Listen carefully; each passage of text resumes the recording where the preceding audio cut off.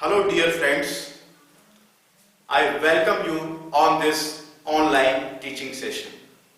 My dear children, today I am going to teach you a beautiful poem entitled Wind. Wind poem has been composed by Subramania Bharati in Tamil.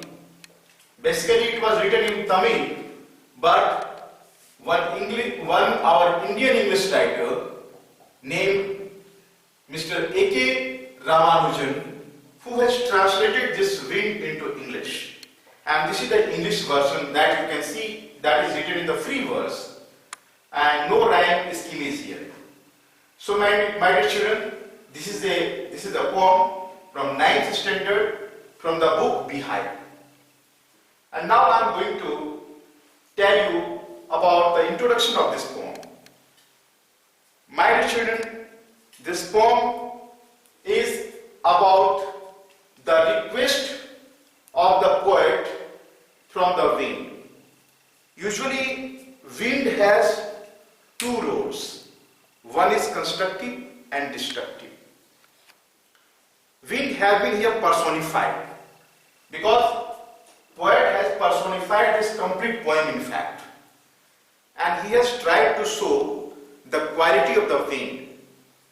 In nature, it presents in different forms. Sometimes it presents the creative work, or sometimes it presents the destructive works. So here the poet is starting the poem like this. Firstly, I will read the poem, then I will explain you. The poet says, "Wind, come softly. Don't break the shutters of the windows. Don't scatter the papers.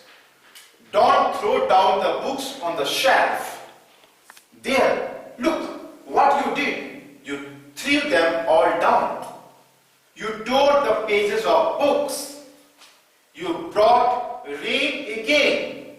You are very clever at poking fun at weaklings.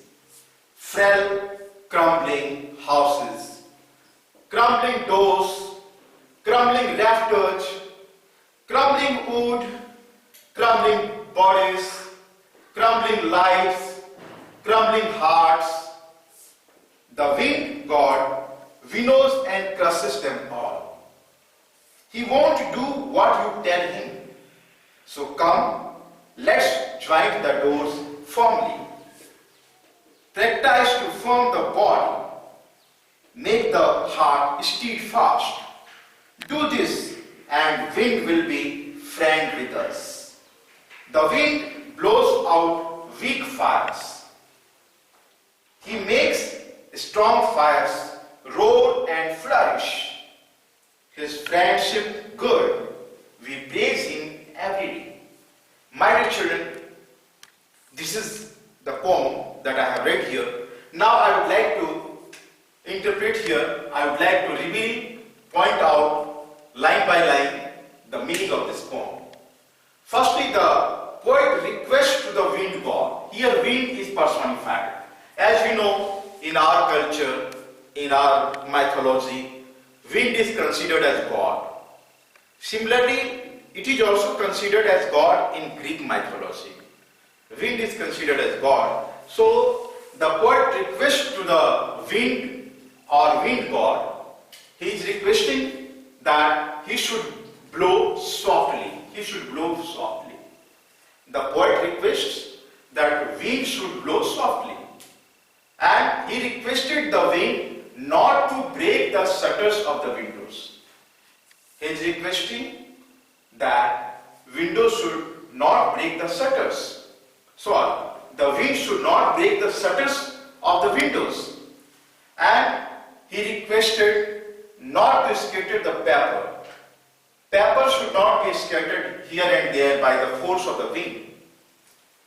Don't throw down the books on the shelves.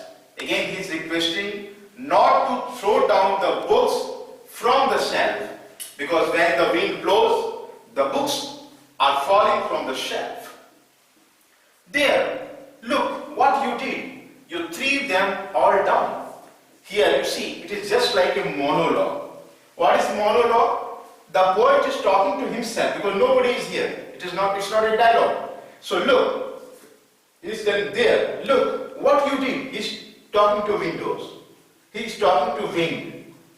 What you have done here, look what you did. You threw them all down. He's telling that, you see how you have thrown everything down. You have scattered everything. You tore the pages. He's telling that you have torn the pages of the books. Because this is the destructive form of the wind. Sometimes you must have observed, you are studying very sincerely and wind starts blowing and you are getting disturbed suddenly and you feel very bad at that moment. Sometimes it happens. You brought rain again. So what happened? You have brought rain again. Here rain and again are just like assonance because the vowel sound here is late emphasized. Vowel sound is emphasized here. That's why this is called assonance. So you brought rain again. Is telling that you have once again brought the rain. When we do not want, that time only he brings the rain. So he is telling you have brought the rain once again and you are very clever at poking fun at weaklings. Weakling means weak people. The poet is highlighting here that how this wind tries to make the fun of these weak people because weak people are becoming the target of this wind. Again he is telling frail, crumbling. Frail means weak. Frail, crumbling houses. You see how because of the force of the winds, houses are breaking down. And crumbling doors. Doors are also broken. Crumbling rafters. What is the meaning of rafters? Rafters means sloping beams. This is the rafters, sloping beams which supports the roof. So he is telling that rafters are also breaking down. Crumbling wood. The wood is also breaking from the house. Crumbling bodies. Now you see, it is talking about the human beings, those who are weak people, they are also breaking because of the force of the windows. If the person is not strong, then they can be also broken by this wind. Crumbling lives, and lives are breaking here. Lives are getting disturbed here by the force of this wind. Crumbling hearts, and people are also feeling very dejected. Hearts are broken here because of the wind. Means hearts are broken means people are feeling rejected, disappointed by getting the force of the wind. So the wind god winnows and crushes them all. So it is just like making this wind is blowing and as if the grain is getting free from the shaft. So here wind God is also doing like that. He is making free from everything here. It means he is creating a lot of problems and making deprived of all those facilities what poor people are having in their houses. So he won't do what you tell him. The poet is telling that those poor people, that the wind will not listen to you if you tell him to listen, because it doesn't support the weak people. Weak people are not supported by the wind. Wind only supports the strong people. What he said, now you see. So, come, let us join the doors firmly. He is telling that you should come forward and you should become strong and you should make your doors very strong. Firmly means very strong. So, practice to firm the body, and he's telling that you should make your body also strong. You have to be strong from inside. You have to do exercise. You have to make yourself strong by any means. Make the heart steadfast, and your heart should be also strong. Means you should have strong willpower. Your willpower will support you at the crucial hour, at the adverse situation, when the wind is creating problem for you. If you are strong, only then you can tolerate the power and you can face the wind properly. So, do this and wind will be friend with us. So, if you are strong, if you are keeping yourself strong by heart, from your mind, he will support you. If you have faith in yourself, wind start having faith in you. It will make you your friend if you are strong. So, the wind blows out weak fires. What he's telling that? The wind always, here wind and wind, both are alliteration here. Because W sound, W word is repeated and sound is similar. So that is called alliteration here. So the wind blows out weak fires. The poet is telling that the weak fires are extinguished. Weak fire is usually extinguished by the wind. If he makes strong fires roar and flourish. If the fire is strong, it makes the strong fire much more stronger. And he supports the strong fires, and what happens? This fire is also roaring like a lion. So this is the roar here. This is onomatopoeia because the word itself gives the sounds. So whenever the sound comes from the words, that is called onomatopoeia. Onomatopoeia. So here also fires and flourish. This is alliteration. F sound is repeated here. So my dear children, he is telling that he makes strong fires roar and flourish. The person who is strong is supported by the wind god also, and God helps those who are making themselves strong and stronger. So this is the examples he had given about the fires. The wind only supports those people, or the God also supports those people who keep themselves strong. Otherwise, if you are weak, God will also not support you. So only you must have seen in the sea also, the ablest navigators are always supported by the wind. The wind always supports the strong navigators, or the strong boatman, or the fishers who are very strong. They are supported by the wind in the sea also. So this is the very practical ideas that have been given by the poet, that if you want to be strong, you have to work hard, and only then you will be supported by the God also, by the strong people also, because everybody wants here the strong people to survive, because weak people are not supported by anyone in the real life. So this is about the explanation of the poem. Now I would like to tell you, my dear children, as I have told you the poetic devices, wind is the personification in this poem.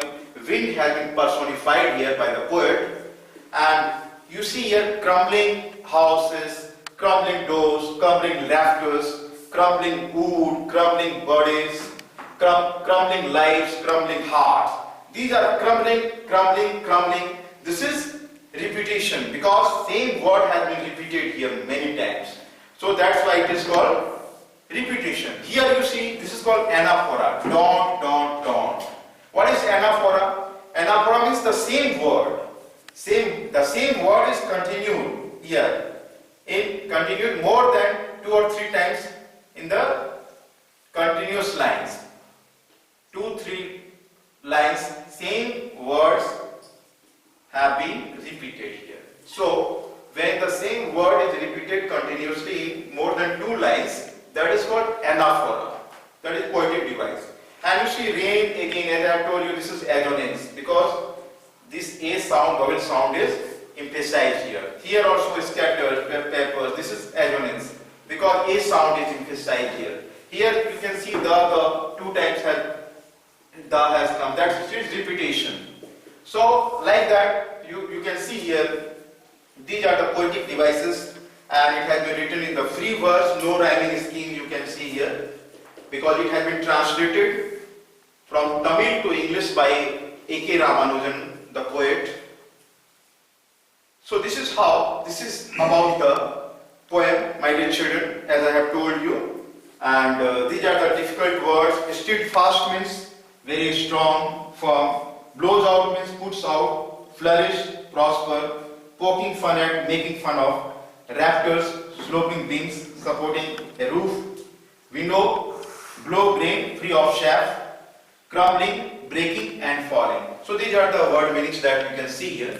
So overall, my dear children, let me conclude this one, that the poet wants to request to the wind god to blow softly, not to break the shutters of the windows, not to scatter the papers, not to throw down the book from the shelf.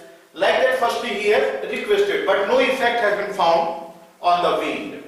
Now he has caused upon the weaklings or weak people to make themselves strong. He wanted that weak people should become strong here. And he has given the examples of the fire also, and he says that he supports only the strong fires and he extinguishes the weak fires. Means he supports the good, strong people, and he does not support the weak people. So this is the natures of the nature, that natures will also support you if you are strong. So my dear students, you should always remember only the ablest navigators are supported by the wind. So try to be strong, keep yourself strong, make yourself very brave, okay, deliberate with caution, aid with graciousness and oppose with firmness.